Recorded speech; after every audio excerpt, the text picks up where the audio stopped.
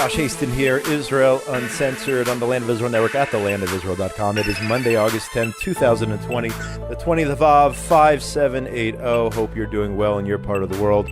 This first part of the show, we are live on Facebook as well, so if you're just joining us on Facebook Live, welcome to the program. Hope you're doing well. Hope you're safe in your part of the world. And we're going to go ahead and share this as well on my page and in several other places. But if you miss any part of the show, of course, go to the Land of Israel Network's Facebook page and catch the rest of Israel Uncensored, or catch anything that you've missed. My guest here on Zoom and on Facebook Live is Josh Reinstein. He has a new book out. I'm going to hold up the book right now. I got an advanced copy. I'm a lucky guy. That? The name of the book is Titus, Trump, and the Triumph of Israel: The Power of Faith-Based Diplomacy. We're going to talk about the book.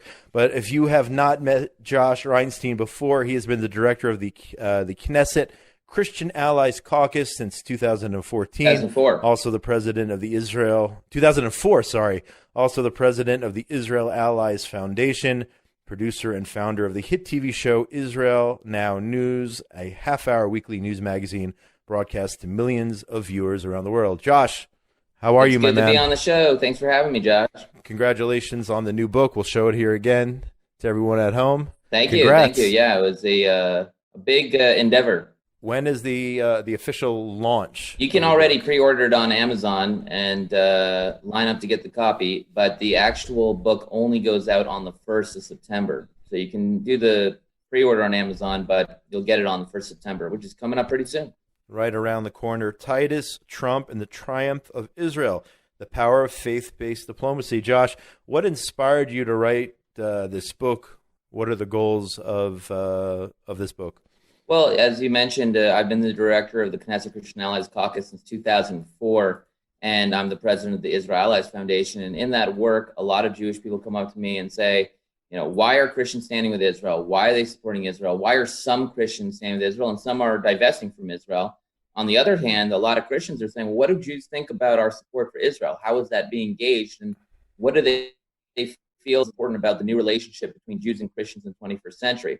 And so a lot of questions came up over the years, and I said, it's about time we put this all into a book where people have not only a guide of what is this relationship about, how do Jews and Christians work together in what we call faith-based diplomacy, but also what's the future of this relationship. So it's kind of gives the history of it, but it also gives a guidebook of what's going to happen into the future as Jews and Christians develop this new relationship. Yeah, and I actually, by the way, I finished the book. I'm done. Wow. I read the whole book. It took me, it took me a couple of days. It's an extremely important read, honestly, because I think what you've done is you've put a lot of historical facts about the Jewish people, both ancient, in the title of your book, you mentioned Titus and the fall of Jerusalem at the hands of the Romans about 2,000 years ago, and you bring it all the way back until today, touching on different points throughout Jewish history. Unfortunately, a lot of those times were not so good for the Jews, and you explain why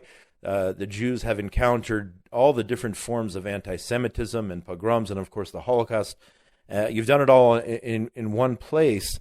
I think it's a great reference book for those who really want to understand, what happened in ancient Rome all the way up until today's BDS. So, if you can, just briefly touch on the various forms of anti-Semitism and the reasons behind them, which you wrote about extensively in the book.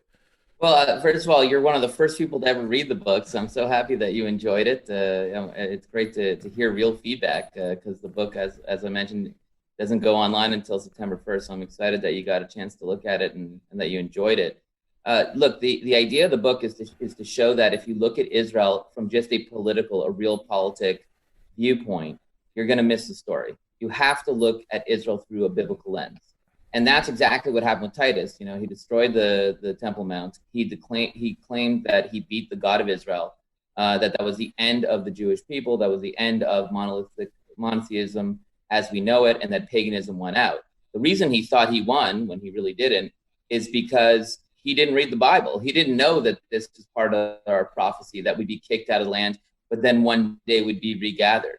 So because he didn't look at it through a biblical lens, he missed the story. But at the same time, and you mentioned it very well, I didn't want to just look at it through a biblical lens. I also wanted to take real historic, events that happened and trace what is the story of the Jewish people. So I go into the history of the Jewish people, I go into the history of our relationship with Christians, but I also go into the political ramifications of that. I go into the legal rights to the land of Israel as well. So I try to put in this book everything you would need to not just understand what's happening in Israel, but also make the case for Israel. You do talk about the historical, you do talk about the political, but as you mentioned throughout the book, it all goes back to the biblical, and whether it was Titus or whether it was, those today who are trying to discredit the state of Israel and the Jewish people, at the end of the day, you're talking about this hate because people are not using the Bible as a guide to what's actually going on here. You were talking about the prophetic establishment of the state of Israel, the return of the Jews to the Holy Land. Talk about, if you can, a little bit just that aspect of, those who are essentially ignoring the Bible, not using it as the handbook to really understand what's going on around us. Yeah, I mean, the recreation of the state of Israel is the fulfillment of biblical prophecy. And I go through some of the prophecies that we see unfolding before our very eyes. We talk about the ingathering of the exiles, the deserts blooming, Israel becoming a light unto the nations through our technology. But what people don't understand is that when they don't use a biblical context for Israel, when they try to do real politics, it doesn't work here. So, for example, I go into the fact that since 1911, we've divided the land of Israel 22 times, and it only led to death and destruction.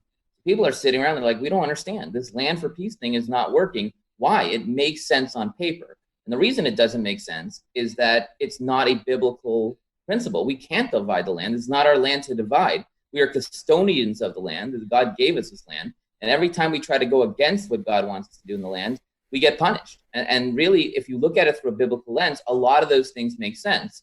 I also take everything in the book into a biblical context. So a lot of people don't understand, why are extreme liberals and atheists against the land of Israel? Why are they in the university campuses, for example, saying death to Israel? From the Mediterranean Sea to the Jordan, Palestine will be free, which means wipe Israel off the map. Why are they saying that if we're the only free democracy in the Middle East? Shouldn't be these places who value rights, human rights, freedoms, shouldn't they be pro-Israel? And again, from a practical point of view, a political point of view, it doesn't make sense. But from a biblical point of view, it does make sense. And these are things I try to unravel within the book to explain that when you just look at Israel through a biblical lens, everything starts making sense, and then you can see what's going to happen. And at the same time, you use a no-holds-bar approach.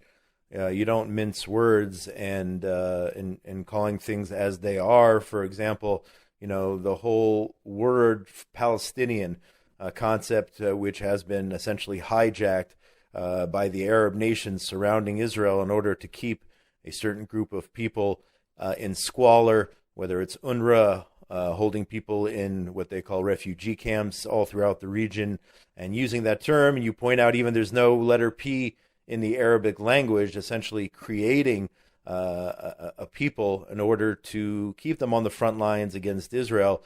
What I'm saying essentially is that you're not playing games here. You're not mincing words. You're calling it as it is here.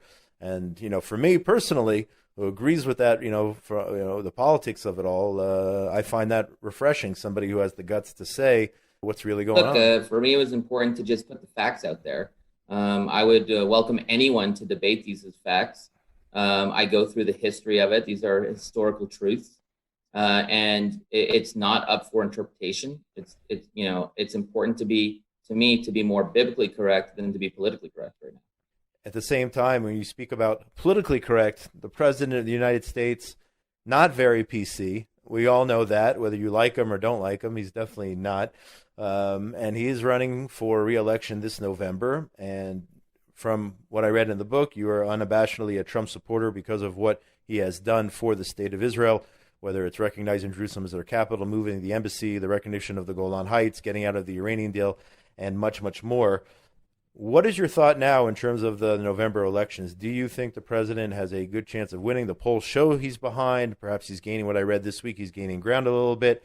And if he does not win, What can we expect here in Israel from an administration which would be run by the Democrats, and we see how radicalized the Democratic Party in America is, especially when it comes to Israel and the Jewish people? What are your thoughts on all that? Well, it's a big question. Donald Trump has unabashedly been the most pro-Israel president in the history of America. And there's a long list of very pro-Israel presidents there. So the fact that he is the most means a lot. Now, in the book, I explain that the reason he's so pro-Israel is that his base, the Christian base, want him to be pro-Israel, and he has kept his word on everything that he promised the Christian base. But that's the power of faith-based diplomacy. When Christians get involved with politics, I think that you get tremendous. And I believe that this race for presidency is not far. It's not, Biden's to lose. It's a 50-50 split right now. And it really depends on who comes out to vote. If Bible-believing Christians come out to vote, I think that it goes in Trump's favor. And I think if they stay home like they do traditionally in elections, they'll lose. And I think that has big ramifications because it's not an issue of Democrats, Republicans here. It's an issue of someone who's done incredible things for Israel who will continue those steps because of the base that supports it, against someone who has a very steep track record on Israel because of the Obama administration, who wasn't friendly to us. But more than that, the supporters of Joe Biden, the people who are giving him money, the Antifa people, the Black Lives Matter people, those guys have a very anti-Israel stance. So it's a pivotal election. This is probably the most important election of our time when it comes to Israel. I'm only talking about this through an Israel view. Right. Switching gears here, if you can't talk about your efforts, you're all about building bridges with people around the world through your work in the Knesset right now. We are in the midst of a pandemic. How has that affected your ability to build those relationships with Israel-loving people around the world as we are under this coronavirus pandemic? Well, we run faith-based diplomacy here in Israel, and that's the idea of taking biblical support and turning to real political action. In the last 3.5 years, we've gotten more successes out of faith-based diplomacy than in the 13 years that preceded that. And a lot has to do with the Trump administration. Look, how does coronavirus affect that work? It just changes the strategy. Last week, we did a big event online. I believe it's the largest pro-Israel event in Israel's history on social media. We have over 3 million views for the relaunched Christian Allies Caucus, and people tuned in from 50 countries around the world. So when you see that kind of support, when you see those numbers, you understand that faith-based diplomacy is here to stay. We are nearly out of time, but I want people to be able to pre-order their books. Again, I'm going to hold up a copy here. Titus, Trump, and the Triumph of Israel, the Power of Faith-Based Diplomacy. My good friend Josh Reinstein is the author of the book. Again, let people know what is the best way to get a copy, number one, and if people want to learn more about your work, how can they get in touch with you? Well, there's several ways. First of all, to get a copy, the best way is to go on to Amazon and order Titus, Trump, and the Triumph of Israel. Pre-order it now. The more that you pre-order, the more it's shared with people. I think it's an important book to have. And again, you just go on to Amazon, you write Titus, Trump, and the Triumph of Israel. It'll pop up. You can order it anywhere. Also, to know about our work, we have a very active Facebook page, Knesset Christian Allies Caucus. We have the Israel Allies Foundation Facebook page. Every day we post something about things that we're doing. And then, of course, you can go to YouTube and you can tune into Israel Now News. Every week we do a news program from Jerusalem. And it's something that Christians have been watching now for 9 years. It's become a big phenomenon because people want the real news about Israel. So there's a variety of different ways, but I would encourage all your viewers to go on now to Amazon and order the book. I think it's something that people who love Israel need to have this information so they're equipped to defend Israel. Well, I got my copy already, and I need to get it back to you because I need it signed. So I'm going to ask you to sign it here, as long as you keep anything about the Dallas Cowboys off my copy of the book. You just preempted me. I was just going to write "Go Cowboys," Josh. So.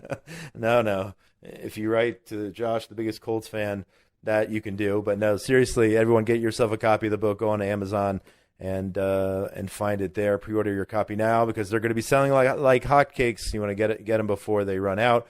And, of course, I'm sure you'll have to print a second edition or whatnot by Geffen Publishing House, by the way. Josh Reinstein, thank you so much for coming on. Congratulations on the book, and keep up your good work. Thanks, Josh, and thanks for having me on the show. You do a great job getting the real truth about Israel out there, and I appreciate it. I appreciate it so much. And we're going to take a short break. Come right back with the second half of the show. Of course, talking about all the news from Israel. You're watching or listening to Israel Uncensored on the Land of Israel Network at thelandofisrael.com. My name is Josh Hasten. Get in touch with me during the week. Josh at thelandofisrael.com. On Facebook, it's Joshua Hasten. Josh Hasten, Israel Advocacy and Journalism. And on Twitter at Josh Hasten. And now on Instagram as well. Part 2 coming up. Don't go anywhere. We're shutting off the Facebook Live, and the rest is going to be audio. Thanks so much for joining us here on a beautiful Monday from Jerusalem, Israel, the eternal capital of the Jewish people. Thanks so much. That image is creating an idea that there is a God that is an external being that lives somewhere far away in the heavens. Is God an old man with a long beard in the sky? Or is there deeper significance? This week on the Land of Israel Fellowship, a discussion on how God is perceived. He isn't separate from reality. He is one with reality. He is in the heaven above, and he is in the earth below. He is one in the far-off galaxies of the universe, and he is one inside my very being, so close that he can speak to us in the inner chambers of our hearts. Join Jeremy Gimpel every Sunday for an exclusive virtual seminar, bringing the Torah from Judea to the world. The Torah is God's will, directing us to live with the ultimate good. For more information, visit thelandofisrael.com/fellowship.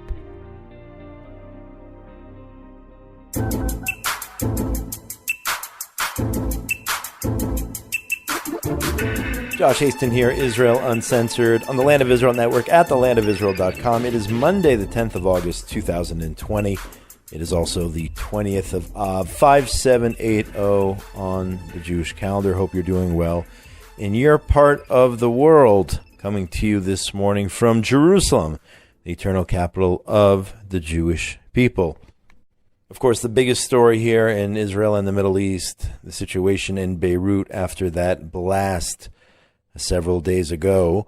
The Times of Israel reports that security forces and protesters clashed on Saturday and again on Sunday in Beirut, and people stormed the foreign ministry amid mounting fury over the explosion that devastated much of the city and killed nearly 160 people, dozens still missing, nearly 6,000 people were injured. Activists who called for the protest set up symbolic nooses at Beirut's Martyrs Square to hang politicians whose corruption and negligence they blame for last week's blast. This reported by Times of Israel. Among the cardboard cutouts hung by protesters were those of President, if I'm pronouncing it correctly, Michael Onun, and of course Hassan Nasrallah, leader of the Hezbollah terror group, a key power broker in Lebanese politics. A number of protesters chanted Hezbollah as a terror organization, according to video footage. That is a positive development if the people in Beirut, the people in Lebanon, are referring to Hezbollah as a terror organization. Let's support those who want to overthrow Nasrallah. Of course, Hezbollah, the terror group, having a key role in governmental affairs in Lebanon. In terms of the actual explosion itself, nothing 100% conclusive. Many theories out there. One of the theories I read yesterday was that the port was being used by Hezbollah to store weapons, of course, in addition to the explosive devices at the site, the explosive materials, rather. For years, Israel has warned that Hezbollah has stored ammunition at the port. In 2018, Prime Minister Netanyahu told the UN General Assembly that Hezbollah had missile sites in Beirut. He showed a map of 4 sites, including one by the city's port. This reported by the Jerusalem Post. The international community should pressure the Lebanese government to oust Hezbollah from Lebanon in the aftermath of the explosion, according to outgoing Israeli ambassador to the UN, Danny Danon. He made his remarks in a virtual interview conducted a few days ago. He said we should all demand more from the Lebanese government to push Hezbollah out of the government, out of the border with Israel. Danan told the group, this was a B'nai B'rith group, that while he was UN ambassador, he warned the UN Security Council that Hezbollah was storing weapons at the port. So here's another one of many sources indicating that Hezbollah had weapons at the port. That was the reason there was such a big explosion, or a series of explosions there in Beirut last week. Also here in Israel, in case you didn't catch it, the Tel Aviv municipality displaying the flag of Lebanon in solidarity with the victims of the incident at the Beirut port.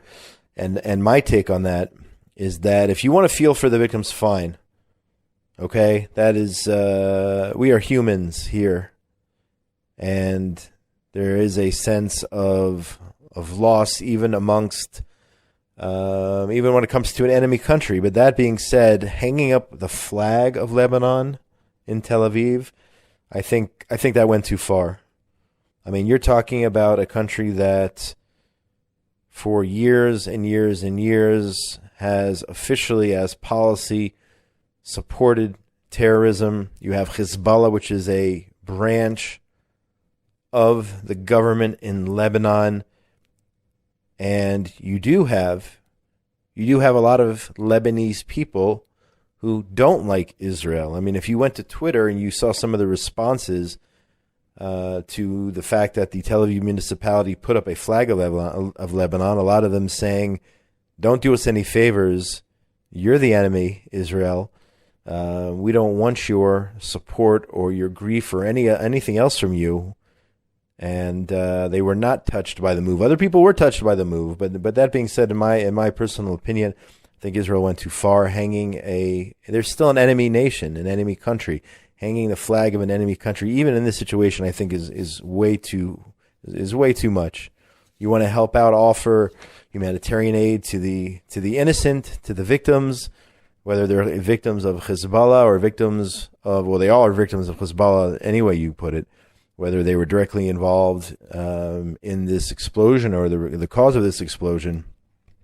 You want to support them, fine, but to hang the flag in Tel Aviv of Lebanon, I think was a mistake. I think it was bad judgment. That's my opinion. Turning here to other news, the IDF Chief of Staff reported by the J-Post, Lieutenant General Aviv Kochavi, met with the troops that foiled an attack along the Syrian border last week.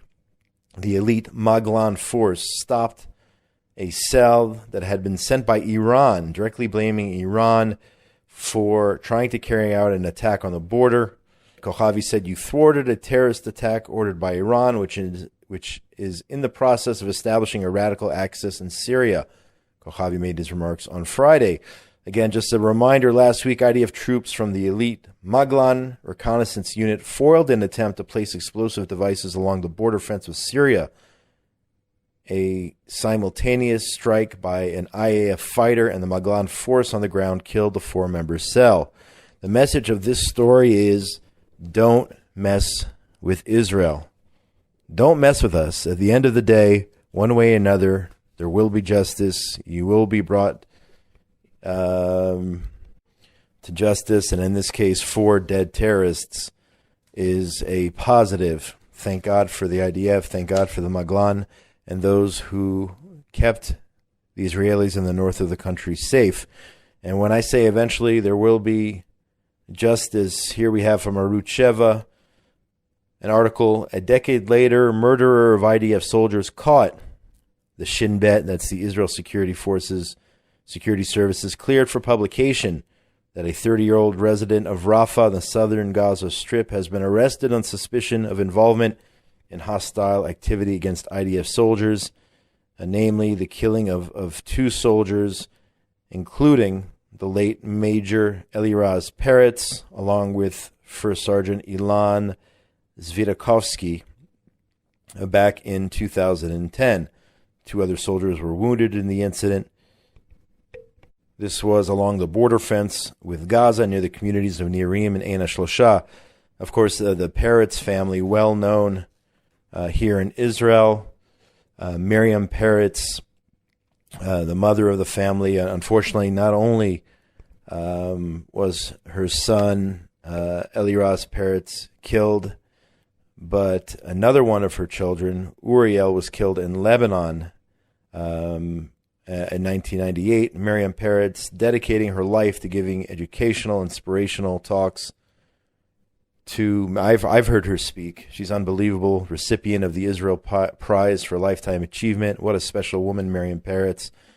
So one of those who killed her son brought to justice as revealed by the Shin Bet a decade later. At the end of the day, there will be justice. You will be caught, or you will be killed if you mess with Israel.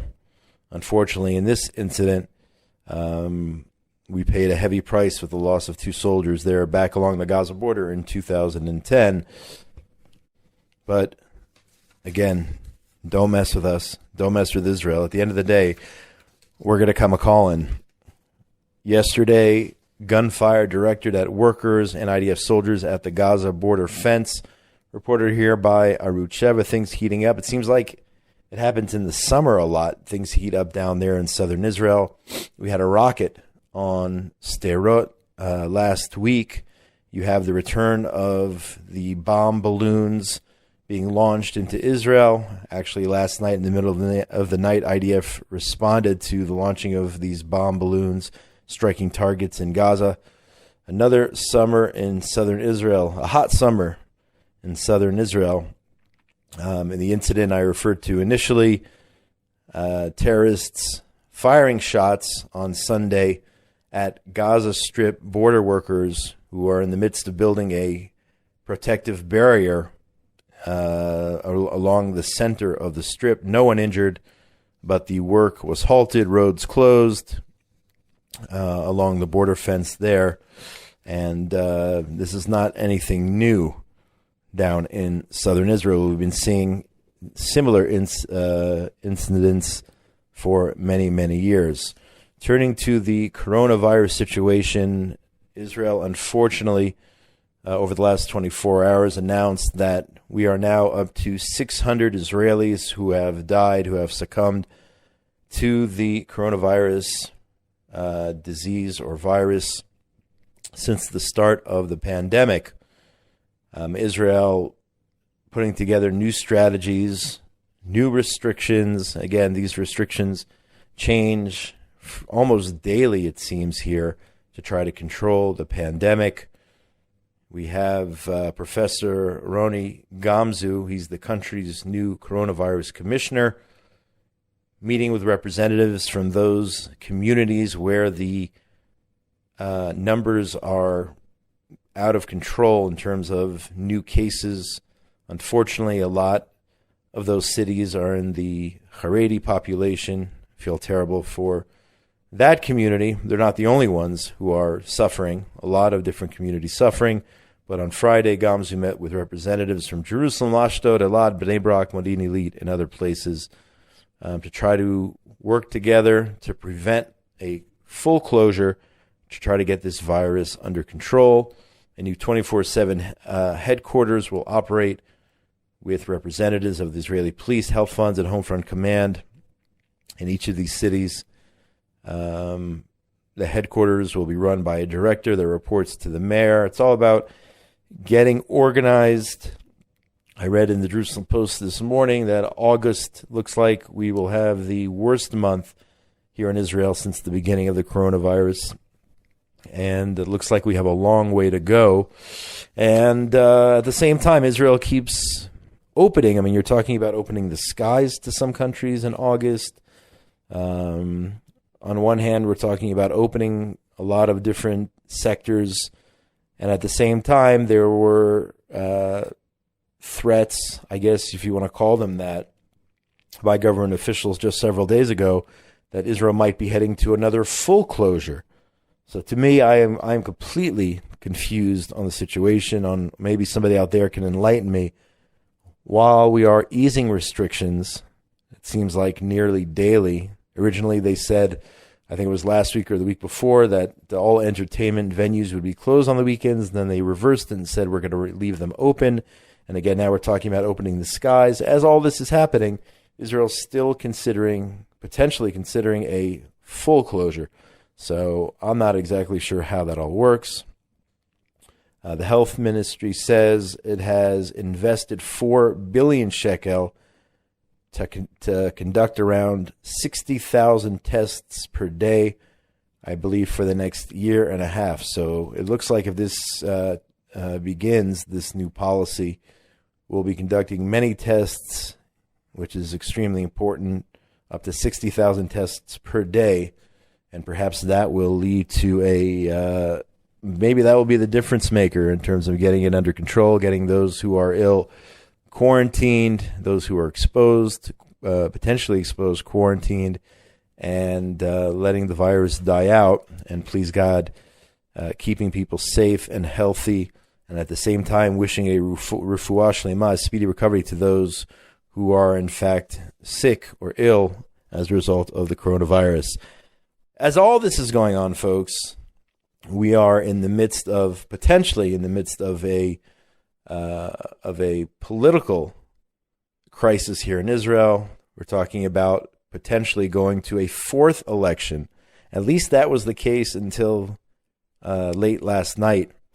The Jerusalem Post reports in a potentially dramatic development, Prime Minister Netanyahu agreed to grant the Likud support for initial votes in the Knesset on a compromise proposal that could prevent holding a fourth election in 19 months. I mean, unbelievable. If we have to go to a fourth election in November, that would be insane.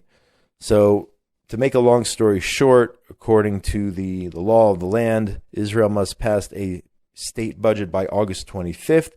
If that does not happen, we are slated to go to elections. The Knesset would automatically disintegrate. However, the proposal sponsored by MK Tzvi Hauser from the Derech Eretz faction, would postpone the deadline for passing the state budget from August 25th to November. So there would be a little bit of breathing room there. In other words, instead of the government collapsing automatically in August, we would have the opportunity, our politicians would have the opportunity to get their act together by November, perhaps, in order to pass a state budget if this bill is approved. And in that case, elections would be pushed off at least for a few more months if, in fact, we're headed in that direction. It sounds complicated. It sounds confusing. There are a lot of ins and outs, a lot of politics going on.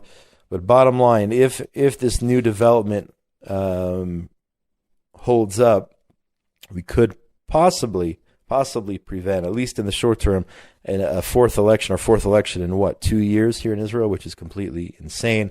According to Arut Sheva, the polls show that Likud would receive 29 votes, Yesh Atid 19, Yamina 14, and the right wing would be affected, unable, according to the numbers here published by Arut Sheva, unable to form a 61-seat coalition.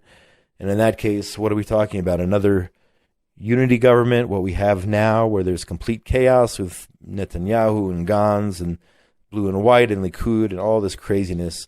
But stay tuned for all the latest on Israeli politics as the situation changes each and every day.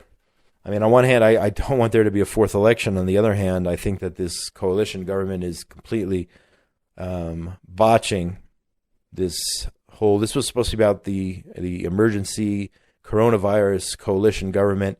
And again, our numbers, from what I understand, our numbers in terms of those affected each day are going down.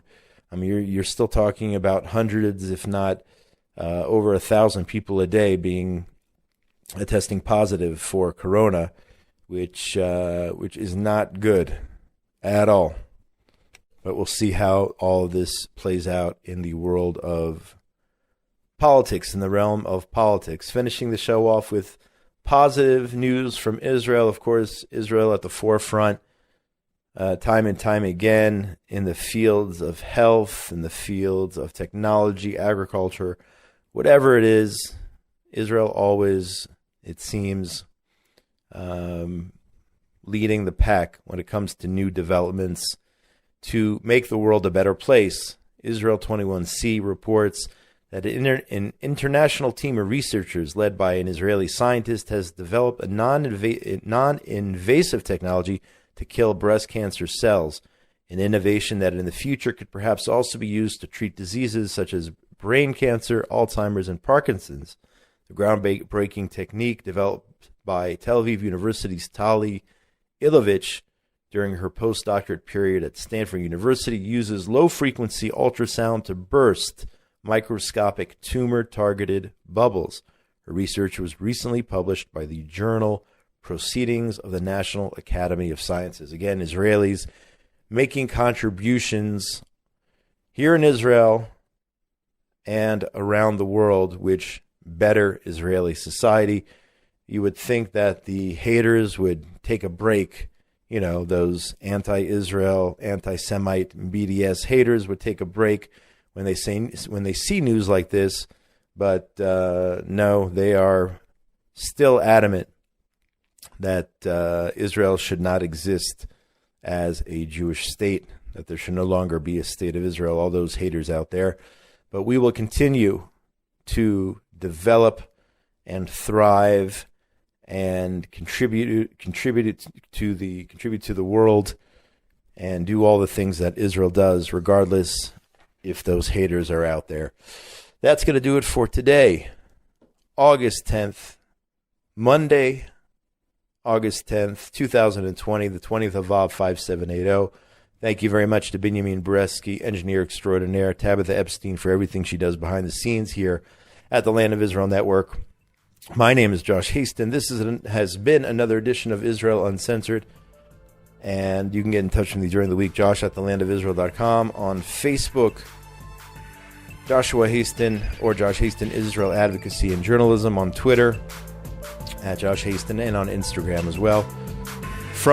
Coming to you from a beautiful day here in Jerusalem, Israel, the eternal capital of the Jewish people. Most importantly, wherever you are in the wonderful world of ours, between now and next Monday, be safe out there. Shalom, shalom from Jerusalem. The world, says Albert Einstein, is a dangerous place to live, not because of the people who are evil, but because of the people who don't do anything about it. And I say that one thing you can always do is tell the tale. So I'm Rav Mike Foyer, and this is The Jewish Story. Join Rav Mike Foyer for the best Jewish history podcast, The Jewish Story, on the Land of Israel Network